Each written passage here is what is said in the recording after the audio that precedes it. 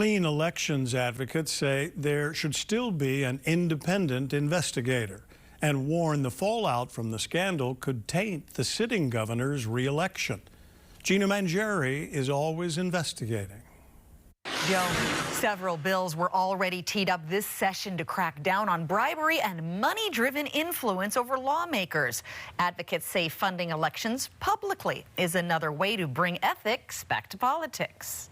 Despite the Attorney General's office having the Special Investigation and Prosecuting Division, or SIPD, look into a $35,000 bribery scandal, Clean Elections Hawaii says there needs to be a firewall. They're calling for a special prosecutor to look into campaign improprieties. I do believe that the AG is doing their job, and we do have that special unit that does the investigation, but just having someone independent outside that can be in the lead, I think would do a lot to build public trust and make sure that there is no cover up or any kinds of favoritism happening. Clean Elections Hawaii is a group of more than 40 organizations who want to get corruption out of politics. And they say that starts with tackling big money. We're still always pushing for fully funded public elections.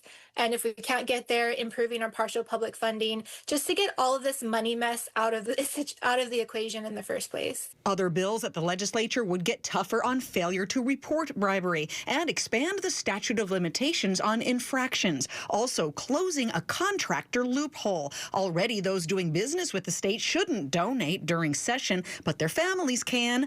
Part of the money Sylvia Luke gave back came from a state contractor's daughter. It bans not just contractors, but immediate family members and other members of organizations that get contracts. That bill went all the way to conference last year. Unfortunately, it was killed at the very last minute, very last day. Other measures seek to limit the power of committee chairs to kill bills. That power being at the heart of the cases against former lawmakers Ty Cullen and Kalani English. There's a lot of questions unanswered that the AG's office or the Campaign Spending Commission isn't really going to get into, like, why do the chairs have this power to kill bills in the first place, which is what the bribes were given and being received for. Besides investigations and legislation, there is likely to be political fallout in a gubernatorial election year, with Governor Josh Green and Lieutenant Governor Sylvia Luke on the re-election ticket together. If they don't take these allegations seriously, if Josh Green doesn't, be very firm in saying an independent investigation, an independent prosecutor is important,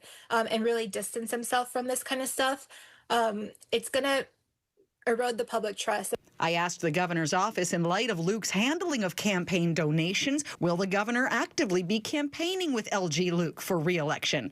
I asked the LG's campaign whether she intends to run and alongside Governor Green as a unified pair. We'll report back when we get the answers. Gina Mangieri, KHON2 News, always investigating.